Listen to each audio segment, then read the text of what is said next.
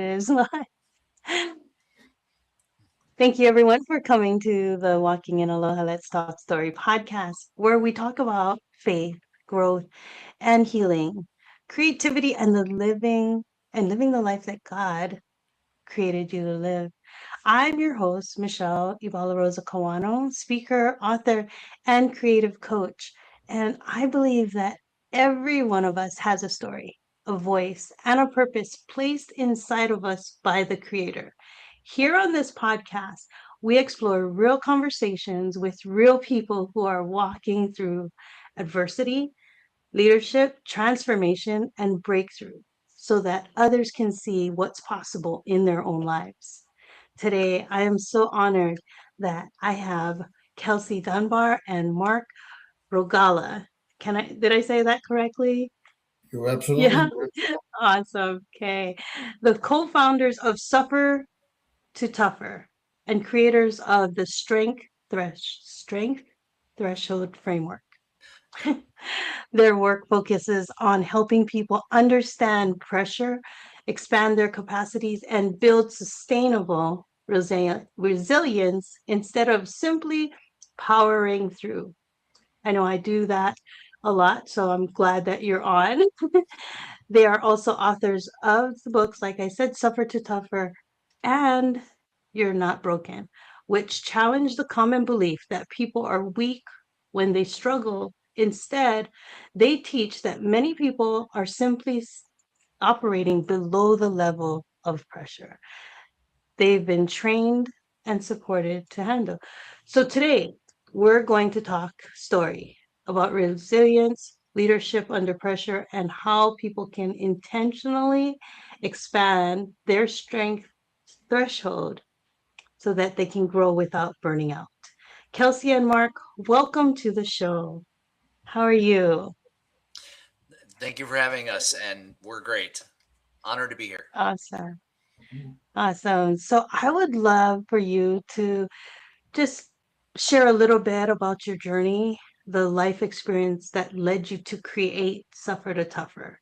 And when did you realize the conversation around strength and resilience needed to change? Yeah, so as far as my background, I've got 30 years as a fitness coach, and that kind of started from my own personal transformation where I definitely had a significant weight problem as a child. And in, as an adult, going through that and having gone through a lot of bullying as a child and things like that, I knew that I needed to make a change. And I was powering through, kind of like you had described before, and just trying to get through each day, and even, most times trying to find a reason to live. It was a very dark time for me. And instead of having someone who could have guided me through those challenging years and helped me through to, not only get healthier, but physically, but mentally as well. So when I decided to become a fitness coach after finally learning enough to and implementing the tools that I needed to in order to lose the weight, I realized that I was missing the opportunity of working with someone that could have made that a much easier process for me, and that's why I became a fitness coach. But for many years, I had the whole idea of it, I think, backwards. I was at that time where I lost that weight. I was losing the weight so that I could feel better about myself. And a lot of the people that came to me, they kind of thought that similar way. And it was only actually through more recent conversations in the last couple of years that I shifted more into a mindset approach, where if we can work with people's mindset, we actually can Mhm. help them change the things that are going on in their life and change daily habits and rituals where they will be able to implement fitness and, as we call it, our mind body rhythm approach, where they can work through the problems, and get to the other side a lot easier if they just focus on their mindset rather than I need to work out, every day, and I need to, have a very strict diet and things like that. And in conversations that Marc and I had about a year ago, we realized that even though we come from two different places in terms of the people that we work with and coach, me more people who are dealing with self-image issues, depression, anxiety, that type of stuff. And Mark, coming from the sobriety world and his life experiences, and he'll talk about that in a moment, we realized that a lot of the things that we were doing with the people we were coaching was actually the same, even though they were dealing with completely different problems. So that's how we came to come to the idea that we wanted to write a book together that talked about no matter what you're going through, this is a great way to start out to build that foundation and to be able to try and get through it in a framework sort of way rather than just trying to power through and just trying to grind. Wow, that is so good. And Mark? Yeah, with my story, it's pretty much an everyday America story, at least from the stories that I hear out there. But I started in the insurance industry at the age of 19, young. I was a young father, got married young as well, all at the age of 19. Was the sole income provider of a family of six. I had my wife. My wife was a stay-at-home mom. I had four children. Started on the sales side, eventually went to the management side in a leadership role with the insurance company I was working for. And as I said, dealing with that, it was pretty stressful. I really didn't have any work-life balance. I really wasn't doing anything to drive myself, from a health perspective. I had undiagnosed mental health. My mental health diagnosis is PTSD from some early childhood trauma, general anxiety disorder. I did suffer from panic attacks, specifically when I would speak publicly or hold meetings in the insurance industry. And I was diagnosed with major depressive disorder. But the thing about it was, is I never really consulted a therapist or got any help in regards to the underlying mental health until I was in the weeds of my addictions. I did stay away from alcohol in my younger days because I did have some alcoholism in my family that I grew up with. But I did find myself drinking a little too much as I started to get older, trying to cope with the different stress and anxieties of life. And as I said, I really didn't have any work-life balance, and my diet was very poor. Wasn't doing anything on the physical fitness side. Really wasn't putting healthy foods in my body. Gained a lot of weight. Developed a neck and back issue. Was introduced to prescription pain pills as a result of the neck and back issue, and that's really when my addictions took off. At the end, I was a fentanyl addict. I lost my marriage of 25 years. Lost my relationship with my kids. Lost that well-paying job in the insurance industry. Multiple visits to treatment. Car accident, where I woke up on a ventilator. Um, Multiple overdoses. I mean, I had a day where I overdosed twice on the same day. And then, eventually found myself in a hospital, heard a gentleman speak that gave me some hope and inspiration. He convinced me to go to treatment the last time, and he hit me with a couple of anecdotes, during a personal conversation that I had with him after his presentation. And that led to my sobriety and my recovery. Because that gentleman was so inspiring to me, he was a heroin addict from the south side of Chicago and shared his journey. He really changed my life in 45 minutes of the way I viewed things. I decided that I wanted to do some of the work that he did and kind of give back to the community. So I started speaking at hospitals and started getting really active in organizations that educate the general public on mental health. And once I started getting active in those organizations and really getting open, honest, and transparent on social media, it was like the floodgates opened up. I couldn't begin to believe how many people struggle with anxiety, depression, and most of the time it's undiagnosed, and various addictions. And when I got reacquainted with Kelsey, because I knew him in high school, but I really didn't know him in high school. We weren't friends in high school. I was reacquainted with him through a mutual friend that I was helping on the sobriety side. We just started talking, and we just had this aha moment, because like literally everything that he works with his clients that struggle with underlying mental health and eating issues is really everything that I preach with individuals that I work with that have underlying mental health and struggle with alcohol or substance issues. So we decided to write this book as a resource for these individuals, as a self-help, to kind of give them a roadmap, if you will, to get their life a lot healthier, get their life back on track, and to be able to thrive, for the rest of their life. Wow, that is incredible. Just being on with both of you, I can actually say that I could talk to each of you in my life because I was 225 pounds before, and it took that decision, right? You have to make that decision that no one is force feeding me, right? No one is force feeding me. I am doing this to myself. And so I went from 225 to 135. Don't look at me now because I know I gained the weight, gained some weight back. But in that time, I was so bad. I drank so much, like before when I was having all those health issues, like I had health issues, I had all kinds of things happening. And the way that I handled it was drinking, Yeah. right? And so I would constantly be drinking.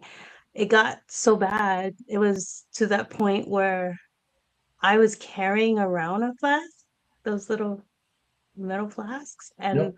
at first I thought it was cool, right? And it was like, no, it's not cool. It's not cool that you need a drink in the middle of like a baseball game at the park, you Yeah. know, things like that. So those things I had to realize and I had to recognize in myself that I was like, oh my gosh, I need to make these changes. And so, yeah, been sober for years now. And um, a lot of people, they talk about the heavy illicit drugs. I have a brain aneurysm now, right? I have a brain aneurysm. It wasn't from that, it was from an accident.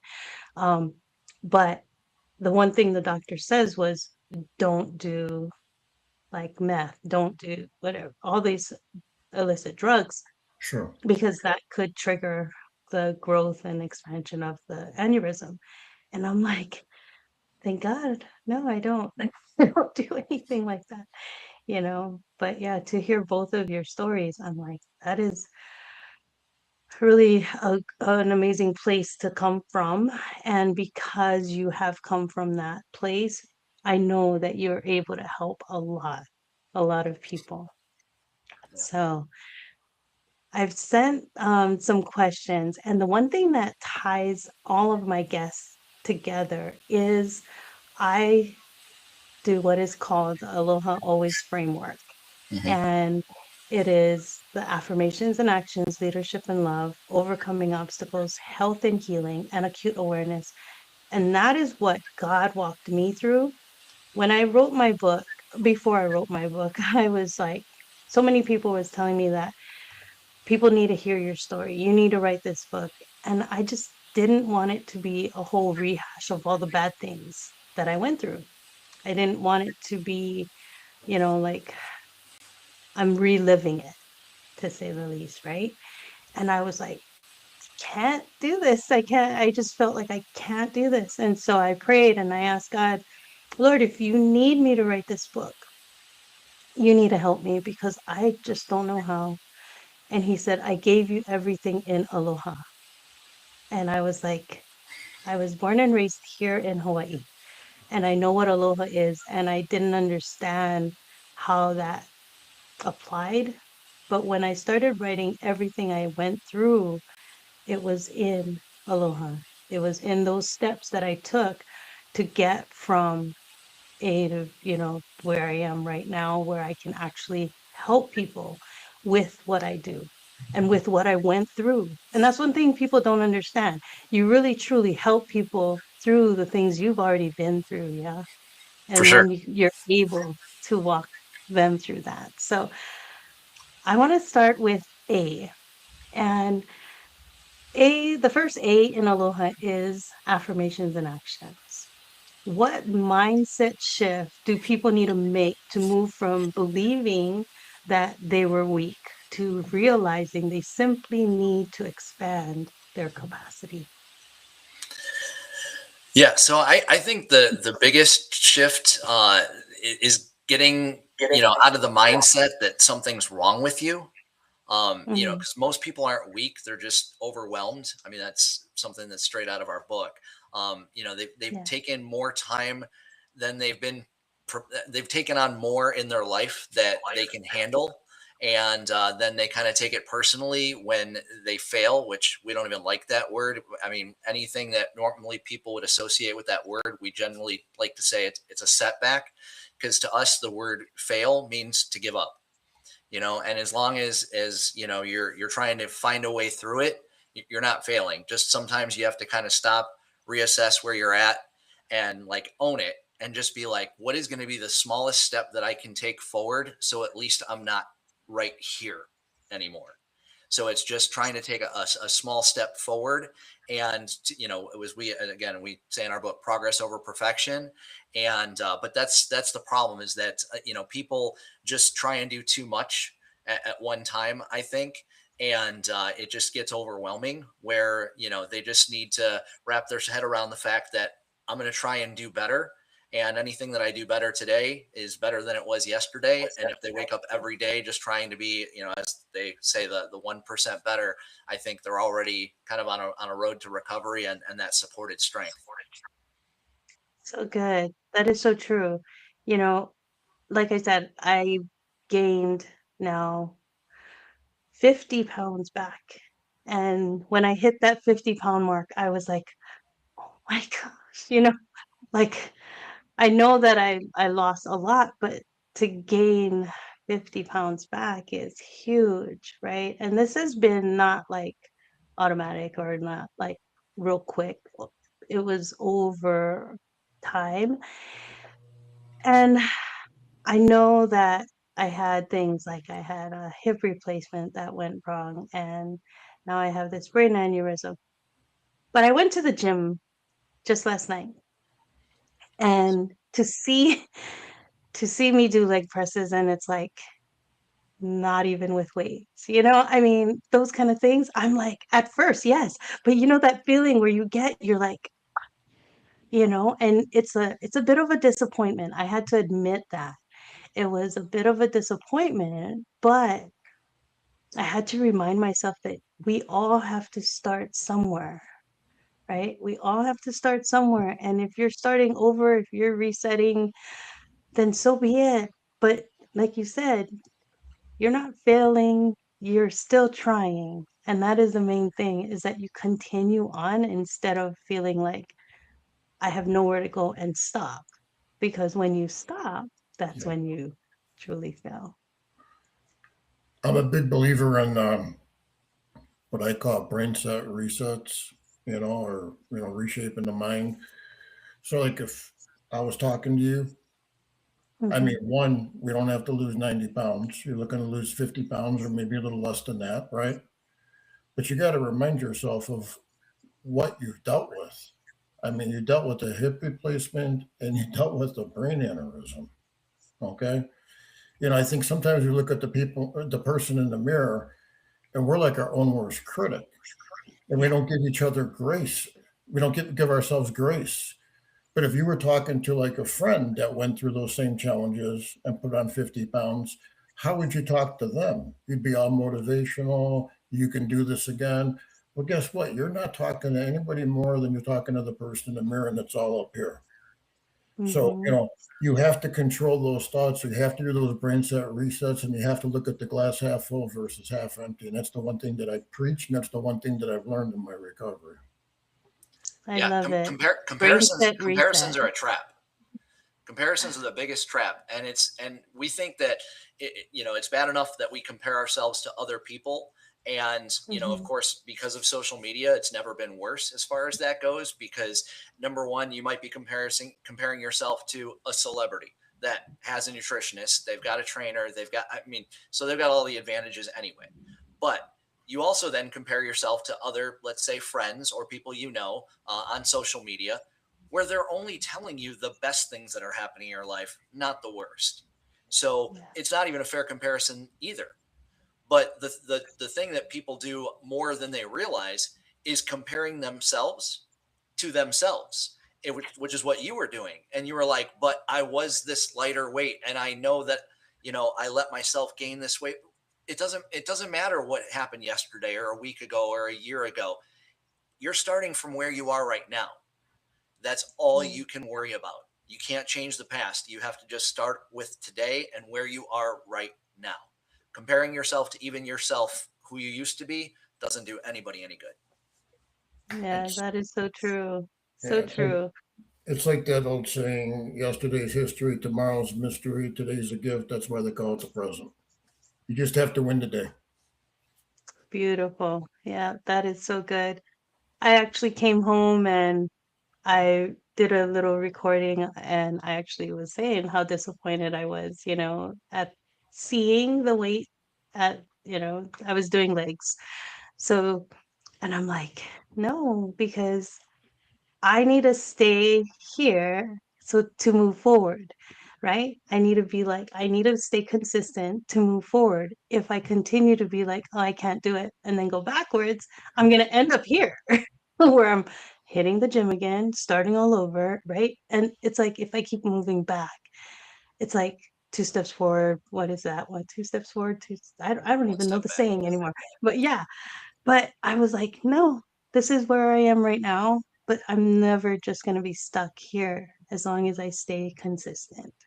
And that's one thing that people need to realize is that everyone starts somewhere. And if you're starting over, that is your somewhere. That is your point of continuing on. It's when you go backwards, then you're going to end up back there again. And I'll still be doing 20 pounds on the legs. It's like, I'm like, it's okay, but no, I know now, especially like as I'm talking to people like you and being able to share, because I feel like, like you said about social media, and it's like the highlight reel. People only tell you the highlight reel. I'm like, no, I will tell you my hard times because if I don't, everybody thinks that everything's been perfect forever.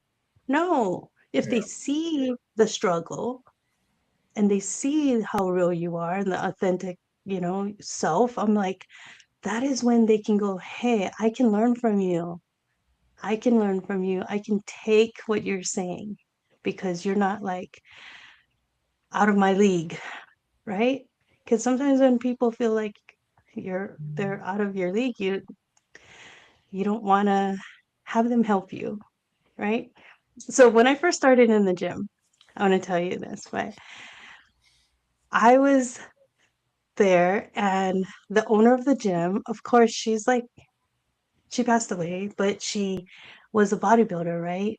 And so it's like she would come and she would be like, "Oh, you need some help." And I was thinking, "No, I don't," because I always thought like I'm never gonna get to where you are right now. I need help from that person over there,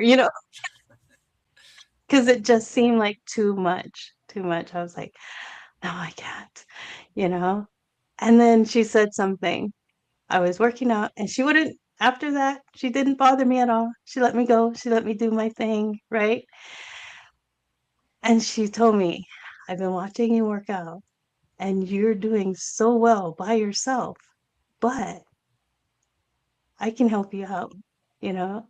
And it's like, I was thinking, oh, that's so nice. You were watching me and she's like fit to a T, right? I mean, she's like up there. And I was like, oh my gosh, you were watching me. And that actually made me feel really good. And so she did help me out a lot. And that was so good. I was so sad when she passed away. It was during a bodybuilding tournament. And yeah, but Um, I still love her. Yeah, no, absolutely, Michelle. I mean, you bring up a point here, and I do want to Mhm, reiterate this. There seems to be this preconceived notion out there, and I was no different. That asking mhm. for help is a sign of weakness. And when we talk Yeah, to people, when we do public presentations, we say asking for help is absolutely not a sign of weakness. It's actually a sign of strength. And I think that's important to understand. I think that's important for your audience to understand as well. that is so true. That is so true. So, what practical actions can someone begin taking when they recognize that they have been surviving rather than building real strength?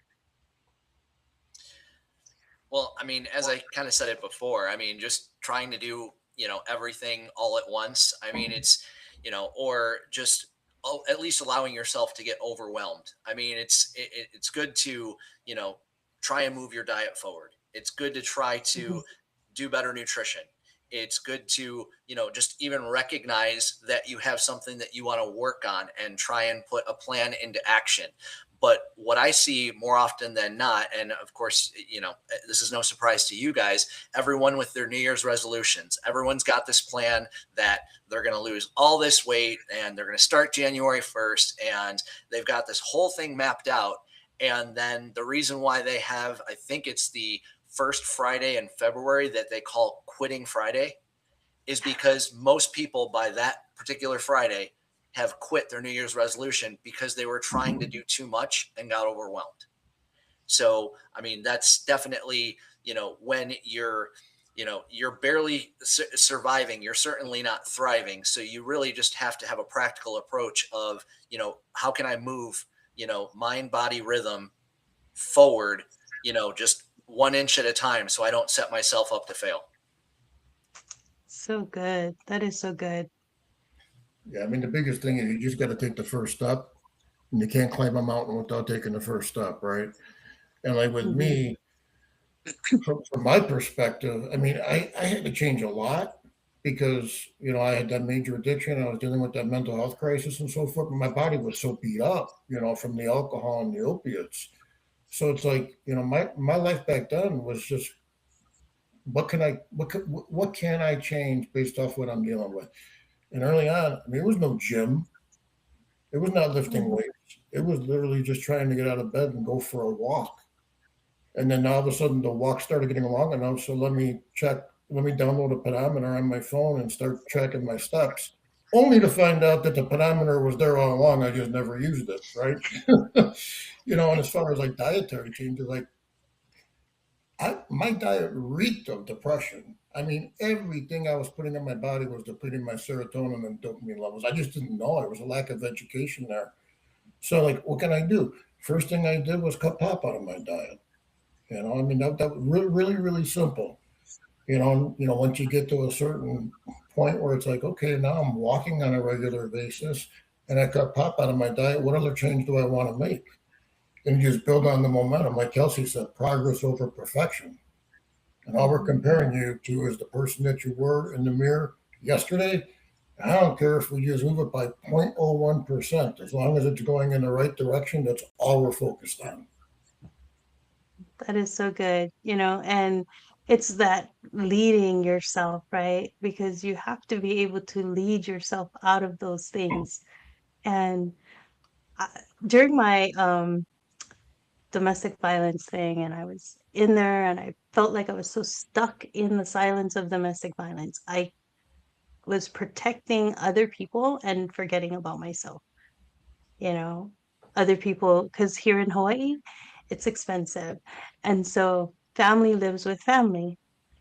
And so when I was going through that, no one knew because he was a very good narcissist. He was a very good liar, to say the least, right? So he would do all these things when no one was around and then make it seem like I had the problem. But it's like if I was beat up, I didn't want people to see. So I would stay in the room. And then he would say, oh, because she's sick, she's not well, or, something else.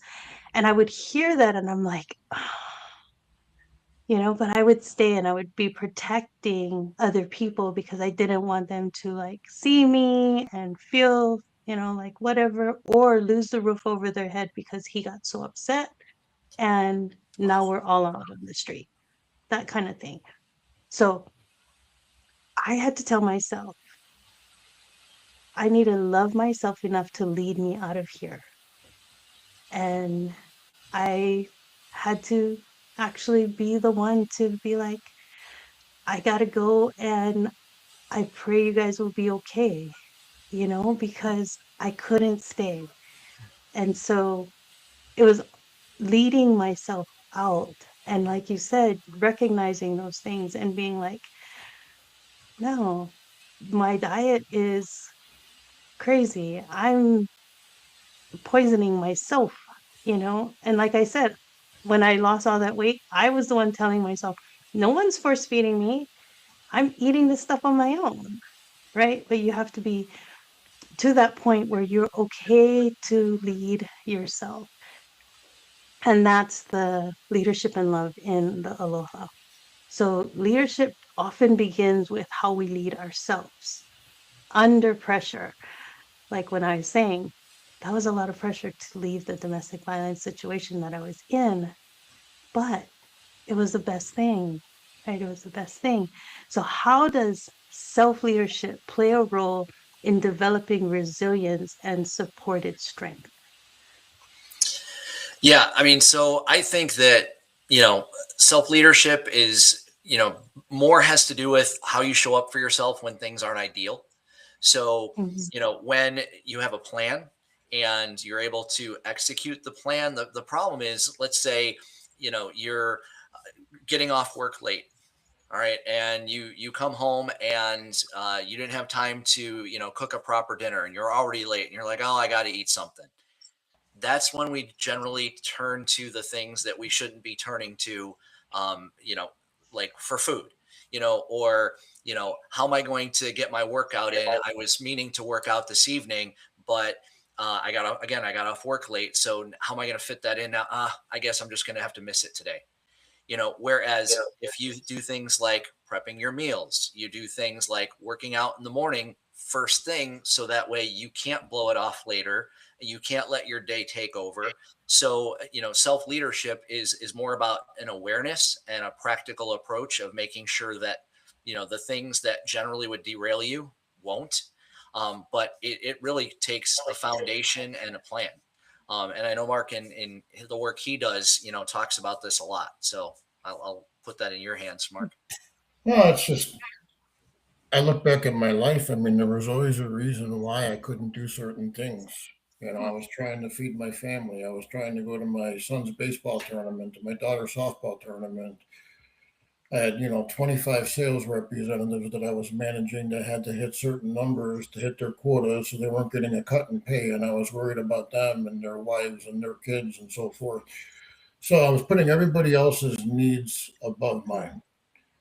And in the meantime, I'm getting deeper and deeper and deeper into a mental health crisis, and I'm getting deeper and deeper into an addiction crisis as well. And the way I live my life right now is the complete opposite of that. And when I work with individuals, I tell them the one area it is absolutely 100% okay to be selfish in is when it comes to your health. And when I say your health, we're talking mental, physical, and spiritual. What order is your business? But as long as you're tackling that on a daily basis, you're going to become the best version of yourself. And by becoming the best version of yourself, guess what? You're going to be a better spouse or partner. You're going to be a better parent, and you're going to be a better leader in the workplace, not just a manager, but a leader in the workplace where people will aspire to and want to make maybe changes in their personal life because they see what you have done, okay, to make them a better all-around person and better all-around parent and spouse as well. But that is completely different than how I lived my life before. That was kind of like an aha moment that I got in recovery. And that's the one thing that I preach when I'm working like with patients at a behavioral health place that I work at on a daily basis during the week, or if I'm speaking at an organization or Kelsey and I are doing a presentation, I really drive home that point quite a bit. That is so good. That is just so good. So, can you tell me what role does support and connection play when someone is trying to grow stronger without burning out? Because I know that happens a lot to people.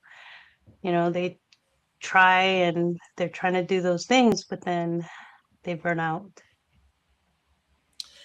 It's just about starting things at a very slow state. I mean, Mm. you know, just a couple of little things. I mean, like Mark talked about his walking, then his Yeah. quitting soda, and so it's just building incrementally because when it comes to like powering through stuff, it doesn't respect limits.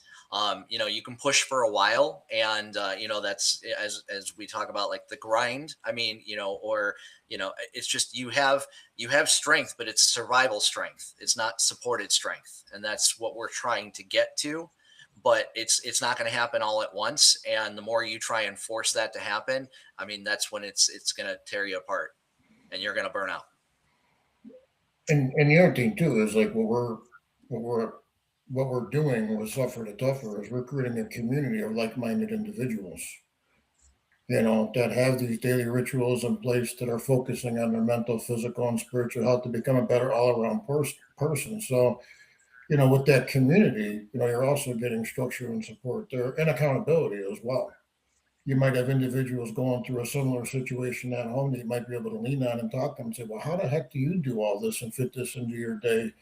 I'm having a hard time or I'm maybe losing my edge a little bit, just to get them to Mhm. stay focused and continue to have that drive. Because that's the biggest thing is, you want to continue to get better every day. Um, I am a believer of satisfaction is the first step to failure, and that complacency kills, specifically in the recovery world. You see somebody get a little complacent and they stop doing basic things like maybe going to a support group meeting like AA or Smart Recovery or what have you.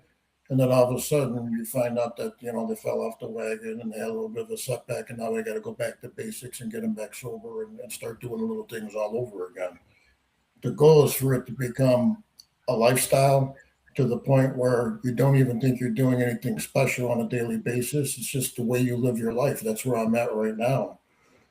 But the thing about it is again, that becomes infectious, with people that may or may not even struggle with mental health or alcohol or substances. We've had people that don't have any mental health diagnosis or any addictive tendencies, but they got other issues going on like diabetes, and they've completely transformed their life by applying the principles in the book, losing weight. And they went from being told they're going to be a potential amputee in the next 5 years to now they're getting off of all diabetes medications because of all the changes that they're making because they're part of this community. So really the book, even though it was written, from like a mental health or recovery perspective, I would consider the book self-help. It really is applicable to anybody that wants to improve their daily lifestyle. Yeah, that is so good, and like how Kelsey just reminded me about how you said giving up like things first the pop and then, those things, those small incremental steps, that is what really helps people to move forward. It's when you try to do, like you said, try to do it all, and then it's too much. Like the person who thinks that they can go to the gym and start lifting the heaviest weights they can, and then they're like in pain, and then they don't go to the gym for 2 months. No, you know what I mean? It's like you Yeah, can't just do that. You can't like go to the gym once and then skip it for a week and or 2 weeks and you're like, I'm going back to the gym and you call it good. No, no, you're not. That's not good, you know? But it's because they believe that they're just pushing too far. yeah. I mean, and there's also an educational component there too. Like, why are we walking early on and getting our body moving? Well, you got the whole endorphin effect. Start talking about brain chemistry. Or Mark, why did you cut Diet Pepsi out of your diet? Well, that aspartame in Diet Pepsi wreaks havoc on your serotonin. So if I already got a diagnosis of major depressive disorder, why would I put something in my body that's going to deplete my serotonin levels even more and lead me more to a depressed state? So shameless plug here, but we got a whole nutrition guide on our website that kind of gets into some of this stuff. And it's so important. I mean, I'm a big believer that you have to eat your food as medicine, not for pleasure. I really do believe So, that. yeah, that is important. I remember when I first started doing like meal planning and all of that, and you actually become a person of reading labels. And I never used to do that before, but it's in that overcoming those things that we've done before to move us forward. So actually, the O in Aloha is overcoming obstacles. So many people have been taught to just simply power through, Why does that approach eventually fail? Yeah, I mean, I think we kind of already touched on it before. It's just, maybe not in the Aloha, framework. Yeah. But it's just the obstacles happen because we're not set up properly to deal with them. So I Yeah. mean, even just in the meal prep and label reading. I mean, you might go a place where you don't have a label to read.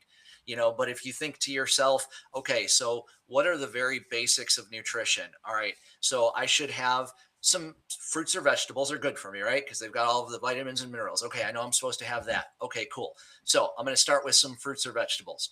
Okay, so you eat those. Okay, that starts filling you up, right? And you know that you're supposed to have them, so you start with that. Then you know that your body needs protein for recovery and for muscle building. Okay, so we'll have some protein. All right, so whatever meat source or even obviously there's replacement protein source, whether it's tofu or if you're a vegetarian or whatever. So there are protein sources you can get. Then, after you eat those two things, you're mostly full. And then you might have some starchy carbohydrates. When we go to restaurants, they want to fill us up with bread, right? Here's your basket of bread. You go to a nice restaurant or a steakhouse, they give you this bread. That's the last thing you should be eating first. But as far as they're concerned, they want you to get filled up on something that's cheap for them to serve you. But honestly, if you save that for last, or say your potatoes, or say your pasta, you save that for last, you might not feel like you need to eat it at all. But even if you do, you're like, after a bite or two, you're like, okay, that tasted good and everything, but I'm really feeling full. And then I tell people another little tidbit is if you feel like you need to have a dessert, like you were that person that has a dessert every night, like a couple hours after dinner, force yourself to eat it with dinner. Okay. Do we see what's going to happen there? They're so full from their dinner that they're like, either I don't have room for dessert or I only have room for a bite of dessert, where I'm like, okay, I got the taste, I got the craving, I got that all out of my system. But now I'm going to stop eating a couple hours before bed and force myself to go to bed after a couple hours after I've ate, which of course is going to help you sleep better as well. So sometimes it's just trying to use a common sense approach, it rather than trying to bog yourself down with counting calories, counting macros, just saying, what is it that my body, like Mark said, like medicine, what is my body telling me that I need?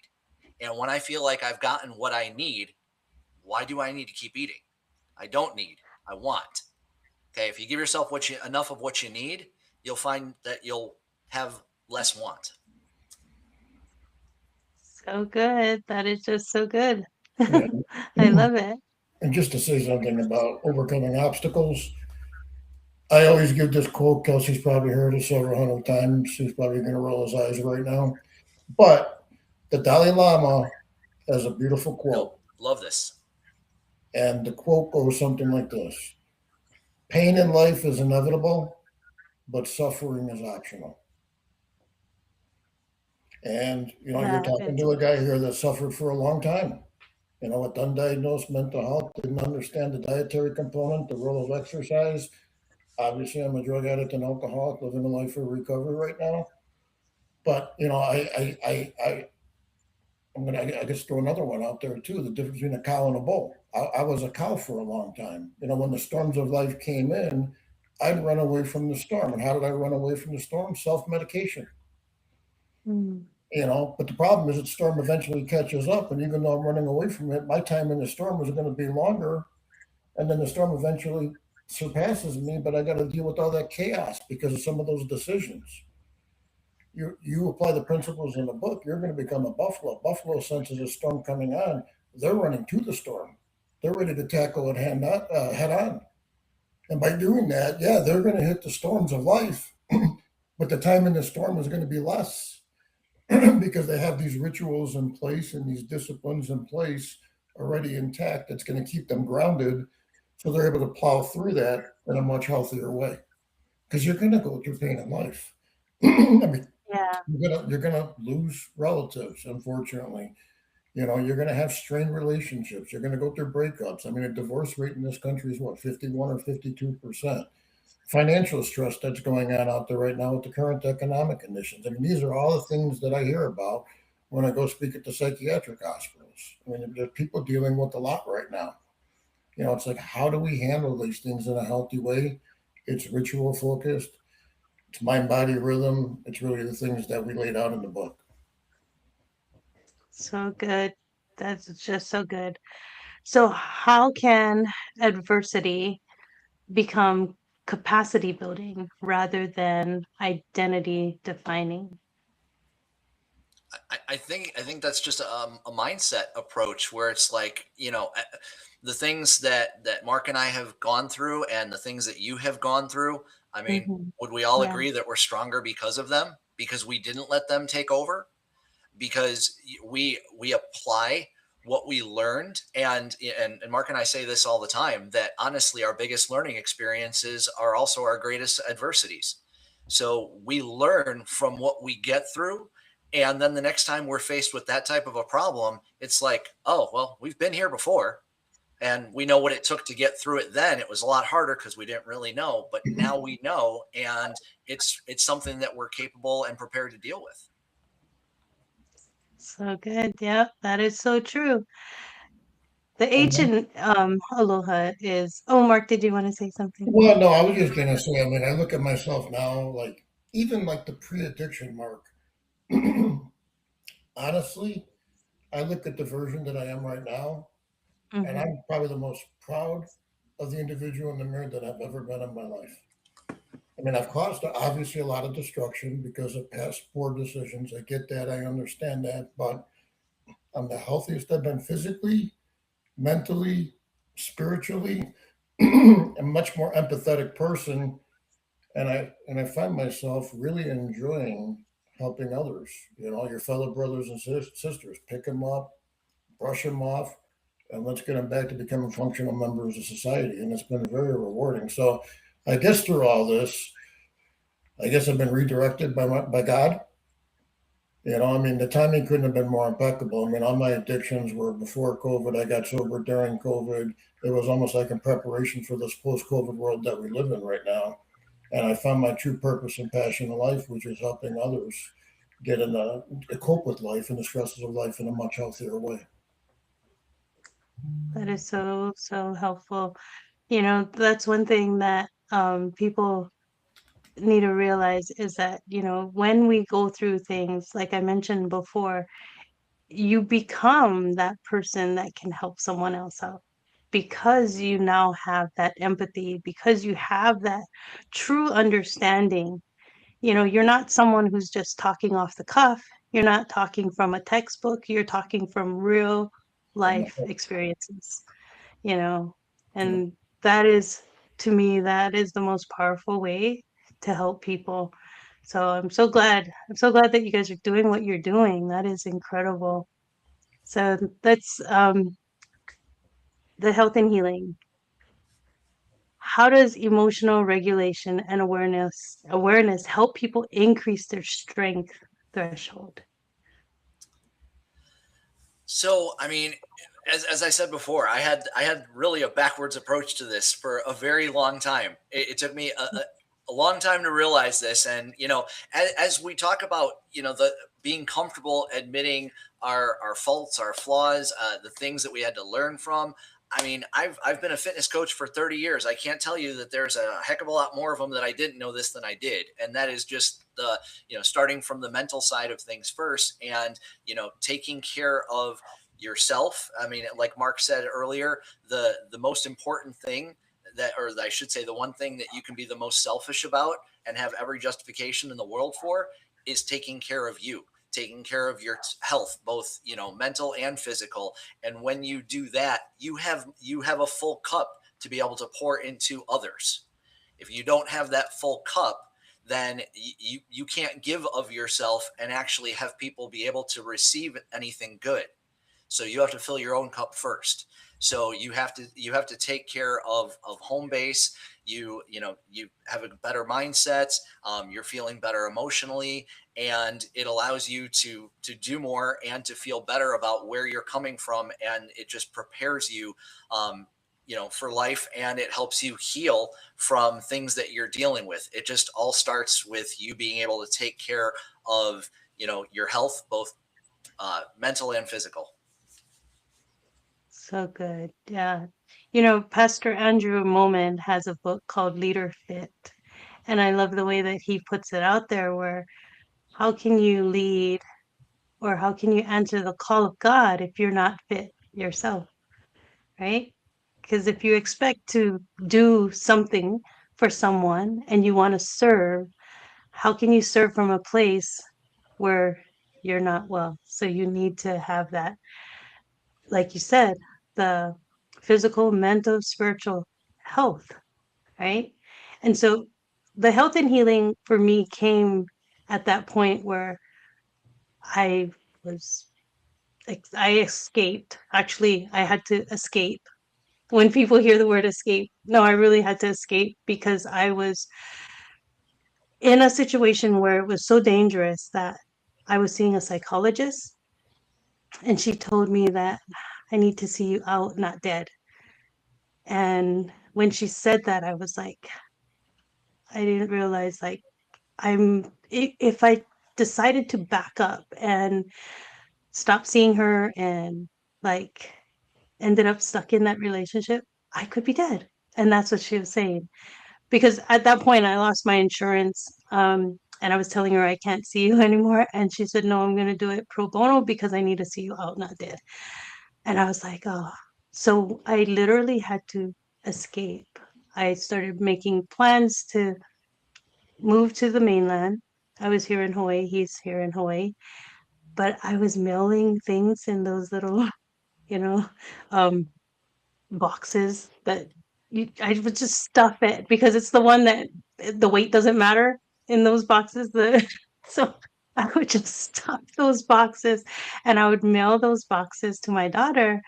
And then my friend, she was helping me out. She was like, she made a bank account for me under her name, all this stuff. And it was just the craziest thing. It could be a movie, but I had to escape. Like when I told him I'm going to go because my daughter was giving birth, he didn't know that I had everything set up to never come back, you know, never come back to him. And as soon as I left, that's when I was able to contact all the family members that was living in the house and I told them what was happening and they never knew. They never knew anything, you know. So it's that mental health that I had to take. It's that healing that took me time. It wasn't instant. And going to, you know, like taking care of myself because it was in that I realized that when I started losing the weight, when I started to do all of those things that took care of me, I actually not only felt better, but I moved better. My body didn't ache the way that it did. All the stuff changed. I got off of the medication that I was on.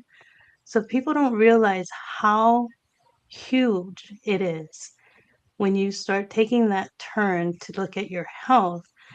All of the other things change too.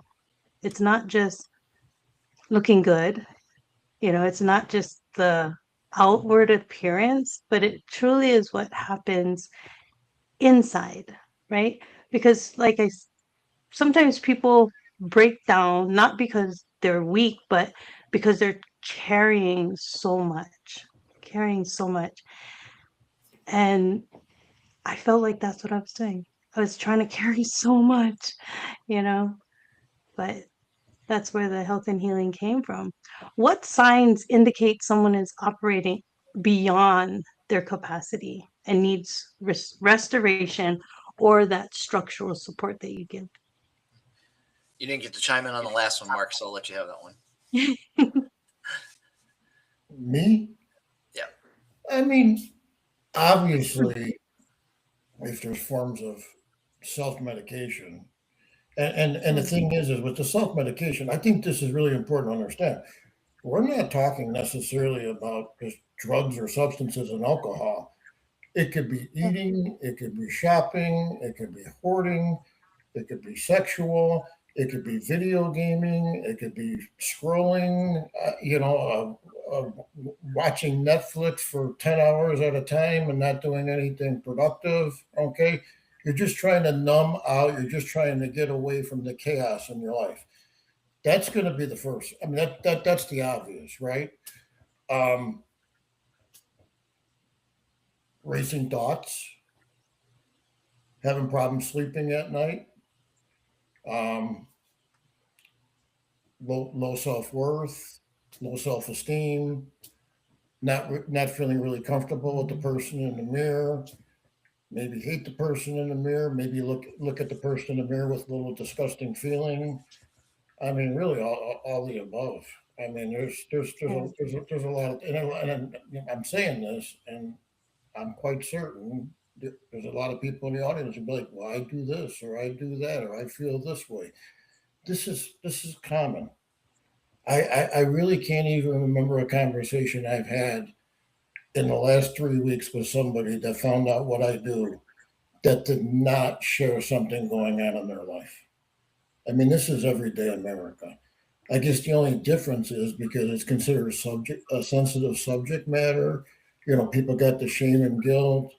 They maybe think it's defective to feel this way or what have you. I guess the only difference is that Kelsey and I and the individuals that we work with, we're trying to bring this to the mainstream. I mean, this should be conversations we're having at the dinner table with our children. I mean, this is everyday life. We just want to normalize these conversations. I think by normalizing these conversations and people get off their chest what they're feeling on the inside, that in itself is healing. I believe that secrets or things that we feel on the inside, if we're not able to vocalize them, are like cancers growing inside of us. And when that cancer is growing inside of us, it's going to lead to some other habits that a lot of times could be destructive, as what I discussed earlier, alcohol, substances, shopping. I mean, I see it all. I've seen people lose their homes because of gambling. I've seen people have multiple bankruptcies because of online shopping. Obviously, I see the alcohol and substance side. I mean, heck, I probably know, I don't know what the number is, but probably somewhere between 30 and 40 people just in my inner circle, not even with the work that I do, that's gone because of alcoholism and substance use, or God forbid, suicide. I mean, as far as the circle that I ran with, as far as I know, there's only two people alive, and the one person is doing time in jail. I'm the only one that's alive, that's out, and I'm doing the work that I'm doing. And I often ask myself, why am I even still alive? Because I should be dead 100 times over. And the only thing that I can put my finger at is the man above and God. And I really believe I was kept here on this earth to do the work that we're doing. I just feel it in my soul. I feel it in my heart. And that's why we just want to normalize these conversations and be a source of healing for individuals that are going through a tough time. Yeah, and I just want to add also that as far as signs, I mean, sometimes it's like people that disengage. I mean, I used to tell people that when I was thinking about suicide on a daily basis, which was a lot of my childhood, almost in my entire high school, I would wake up every day and contemplate it. And sometimes I would be lashing out with anger, other times I'd be sad. But the thing that scared me the most were the days where I was numb, where I didn't feel like anything because I was so far checked out that I didn't really have any feeling. It was just like I was just ready. That's scary. So when you feel like people start to pull away from you a little bit and they don't really want to talk, and you get too many conversations in a row that people go, I'm fine. I mean, it's not great, but nothing I really feel like talking about. Like, those are the conversations where we need to say, okay, well, just so you know, I care about you. I'm here for you. You can tell me anything. There's nothing wrong with saying I had a bad day and this is why. And for people who think that you don't want to hear that conversation, and tell them you do. You do want to hear that because you're important to them, and so is that conversation. So just trying to kind of keep some dialogue going. But when people seem like they're pulling themselves back, I mean, that's generally a pretty good sign. But again, that goes to what Mark was saying as far as eliminating the stigma around mental health. I mean, I've kind of started reframing the mental health coach into a mental resilience coach, because I think to a lot of people that sounds better, because when people say that they struggle with mental health, again, like Mark said, people feel like there must be something defective with them. I challenge anybody to read our book, Suffer to Tougher, and not find something in it that they can benefit from and say, okay, I do resonate with this, because good luck. And honestly, anybody who said, I bought your book, I read it, it didn't apply to me at all, I'd like my money back, I will take out my credit card and I'll give it back to them. I'm saying that right now. I don't care how many people listen to this podcast, how many people want to buy the book, read it, and say, I didn't find anything in there that was useful. Great, I'll give you your money back. Okay, it's not going to happen. Just like in the book that we wrote, You're Not Broken, which was actually geared towards children. I just want to kind of talk about that for a second. I've had people that I've offered the book to, and they say, oh, my kids are fine. Like, they don't need that. I'm like, there are 34 chapters in that book, and each one is dealing with a different subject matter that can help kids through everything that a kid could possibly go through that we could think of.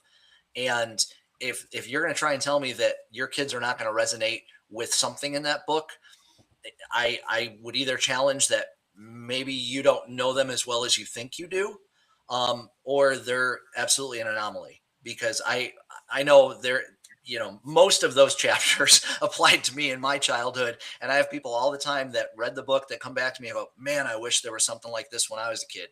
And that's exactly why we wrote that book, is because after people read Suffer to Tougher, we kept on getting people over and over again at our presentations that would ask the same question.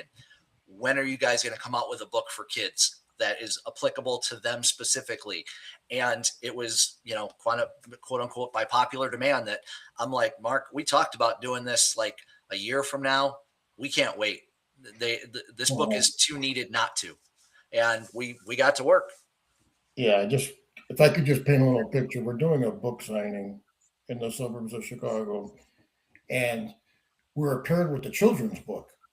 So there was a bunch of moms there with their little kids. So we got some sensitive subject matter we talk about. So we kind of like talked at a very high level, because it was a weird crowd, because you had half the people there for us and you had half the people, with little kids there.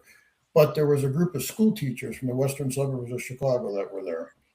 And the one lady walked up to us, and, she pretty much had, you could see she had a little tear in her eye. And she said, I just want to thank you so much for bringing the subject matter to the table. She goes, this was last July. She goes, I lost my sister to suicide in January of this year. She was struggling with alcoholism and depression. And, Kelsey and I kind of like looked at each other, were just aghast, that this lady took the time to share something so sensitive and came up to us privately. And then another lady came up, and they were all like school teachers, like, you really need to do this for the younger individuals. We're seeing so much out there right now, And then I actually was doing some volunteer work at a crisis department in the far western suburbs of Chicago. It's totally state funded. It's open 24/7, 365. It opened up in September of last year. And this was on the heels of our book signing in July. And I'm pretty in tune as far as what's going on out there with the mental health and the addiction crisis, like with adults, because I speak at the hospitals and that. But like I told Kelsey, I was calling them up, leaving my shifts. And I'm like, you're not going to believe this. I mean, we're seeing kids 7 years old, 8 years old, 9 years old coming in, self-harm, suicidal ideations.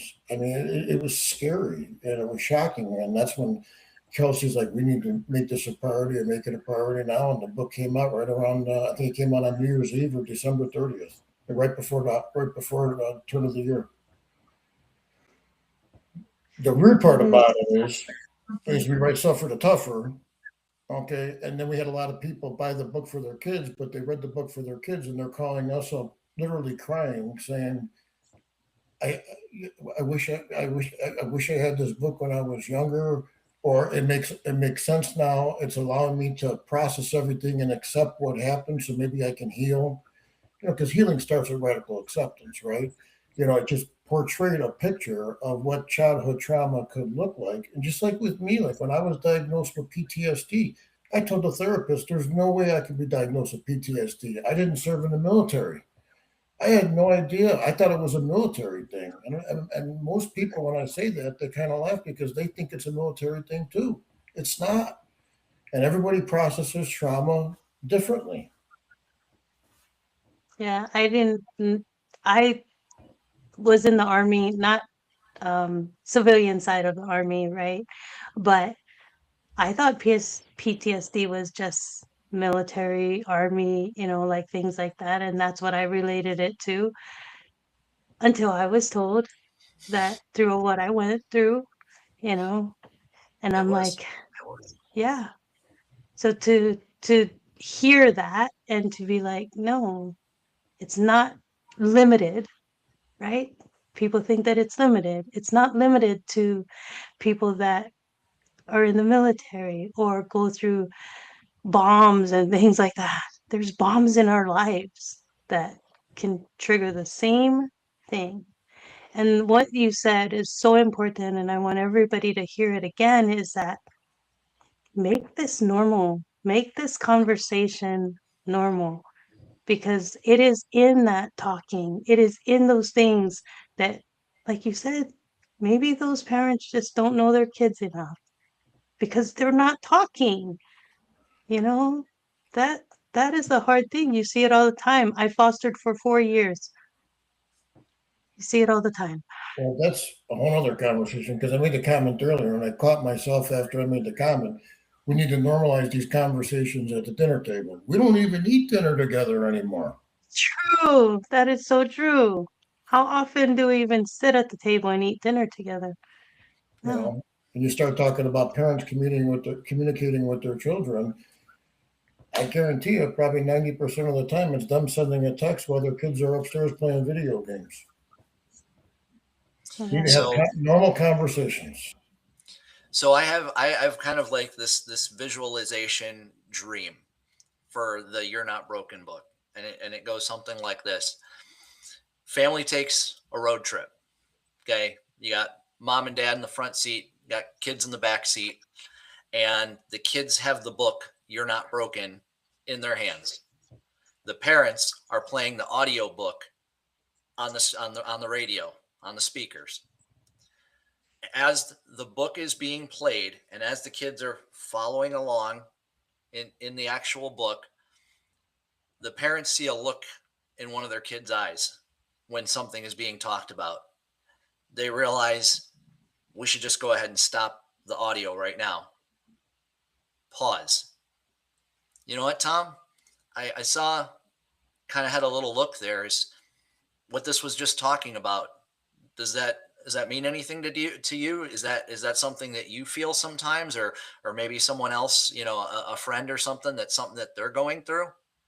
It's starting a dialogue that never would have occurred if it wasn't for them taking the time to read this book and read it together where they could have this impact.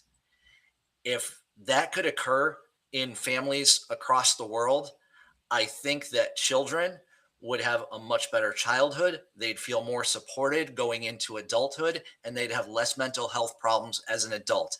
I 100% truly believe in that. That is so good. And I believe that that could happen, How many absolutely. times? Yeah. Can I just say one more thing about this whole PTSD thing? Mhm. That's kind of on my mind. So, you know, post traumatic stress disorder, right? I speak at a lot of hospitals and I see a lot of young adults, and I say young adults, let's just say under the age of 30, that are struggling with anxiety, depression, alcoholism, addiction to a variety of substances. And me being in the insurance industry for 30 years, I like to think of myself as a good listener, right? Being in sales for 30 years. So I just sit back and listen to the stories, and I always ask, when did it all start? And I will tell you, more than 75% of the time, it's, well, my parents got a divorce when I was 12 years old. Or my parents got a Mm. divorce when I was 9 years old. Something as simple as your parents getting a divorce, and again, the divorce rate in this country is in the low 50s, 51, 52%, could lead to PTSD, underlying mental health, and addictive issues for these individuals when they become young adults. I see it all day long. And the book talks about this stuff. So good. Everyone should get your book. That is so true. The last A in Aloha is acute awareness. And we talked a lot about the awareness that we have. Awareness is the first stage of your strength threshold framework. How can someone identify where they are on that strength continuum? I think it really boils down to, where your follow through is at. I mean, is making better choices something that you plan on doing or Mm, something that you are doing? So it really just, trying to get more consistent with the things that they should be doing. It's that will tell them, are they just, existing? Are they just strong enough to just get through a day and say, whew, man, that was a rough day, but I survived it? Or are they saying, that was a rough day, but I actually learned something through the experience today. I actually feel like I was prepared to handle what happened to me today. It really is a mindset thing, and it kind of really tells you where you're at in your process. Are you someone who planned on dealing with it better and then fell short, or were you prepared? One that's thing I good. would add to that, Preparation is always key. yeah, the only thing that I would add to that is brutal honesty. Brutal honesty. Brutal honesty. Because sometimes the That's brain plays tricks on you. I mean, it does. I mean, the disease of addiction. I mean, like with me, like I was prescribed pain pills as a result of a neck and back issues. When I was going to the streets to buy opiate pain medication, in my mind, I'm like, well, I have a medical condition. I'm getting a prescription from a doctor, so I'm really not doing anything wrong. No, I was doing something wrong. Okay. yeah. Your brain is always going to justify your actions. Okay. But I think like journaling or writing things down and putting it on paper and really doing a self analysis is absolutely key. Like even like when I talk to like individuals at the behavioral health center that I work at during the week, I'm like, you have to be brutally honest with the individuals that you work with, including the therapist. No bits and pieces. No, just part of the story. And I say that because that was who I was. I never got the help that I needed or the support that I needed until I was brutally honest with myself. And then I was able to actually build myself back up. And I just think that's so important. Open, honesty, transparency, being brutally honest with yourself. And if you feel like you might suffer from, that delusion of grandeur kind of ideology of where you're at, we actually have a diagnostic for that. So, and we can send that to you, and you can put it like in the show notes and stuff, and Oh, so that would people be can great. actually, yeah, so people can actually go through that, and it will help them realize kind of where they are at. And it's so they're not even have to be necessarily honest with themselves, other than being honest in what they put as answers going through the diagnostic. And then all of a sudden they're like, oh, I guess that is where I'm at. Well, Yeah. and that's so Because that is important. true. That brutal honesty. I love that. Well, Because people make excuses, right? but it's so important because, if I had this diagnostic with the anxiety I was feeling and the panic attacks I was feeling, okay, even before the drinking picked up, what it put, what it, it could have prevented a lot of chaos in my life. But because there was no tool like this available, at least as far as I know, it wasn't available. Okay. And I kept everything on the inside and I wasn't honest with myself. Look at the destruction that it caused. We don't want people to go Mhm. down that path. We want people to identify, create some structure, plow ahead, and be the best version of themselves, the most productive person themselves, and live the life that they dream of. That is so incredible. If someone was listening today and they feel overwhelmed by the pressure they're carrying, what do you want them to remember after, everything? What do you want them to remember about their strength and their capacity to grow? 'Cause sometimes people feel like I don't have it. Yeah, I mean, just if everything feels heavy right now, it's probably not because you're weak. It's just because you, as you said before, you're trying to carry too much without the right support around you. And most people don't need more pressure; they got plenty of that. But they do need a better way to handle what they're already dealing with. So, I mean, instead of asking yourself what's wrong, I mean, take a step back and ask what would actually help you move forward from where you're at right here, right now.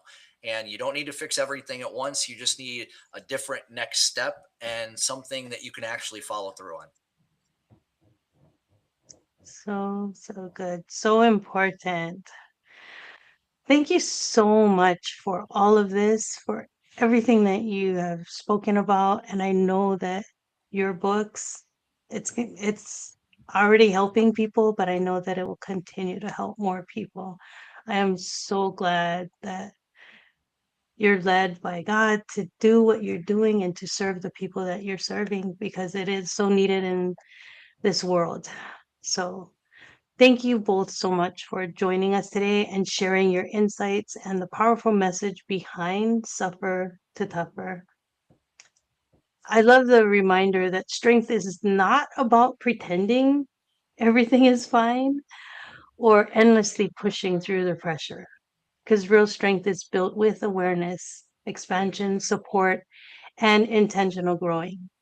So, to everyone who's listening, if today's conversation encouraged you, challenged you, or gave you a new perspective on your own capacity, I encourage you to contact Kelsey and Mark and learn more about their work. Before we close out, is there anything else you want the audience to hear? Let you go ahead, Mark. I mean, the only thing I would say is we obviously have a website, suffertotougher.org. So if any of this Yeah. resonates with you, if you're interested in the book or you have questions or what have you, you can go to that website and reach out to both Kelsey and myself. Outside of that, next time you have us, we want to be in Hawaii. What he said. Definitely, definitely. I will make sure. Now, actually, since you said that, I was planning a conference. I wanted to do one within the next 2 years, probably. I have so many trips planned that I'm like telling my husband, stop planning trips so that I can have this stuff happening. But I do want to have one here because not only that it is a beautiful place, but I know for a fact that anyone who comes here and they speak, it's now a tax write-off.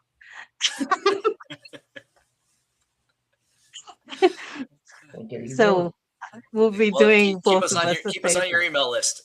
Yeah, exactly. Perfect. Right. Thank you, everyone, for joining us here on the Walking in Aloha Let's Talk Story podcast. Thank you, Mark. Thank you, Kelsey. Thank you for this important message. Until next time, God's blessings always and ahui ho. Aloha, everyone.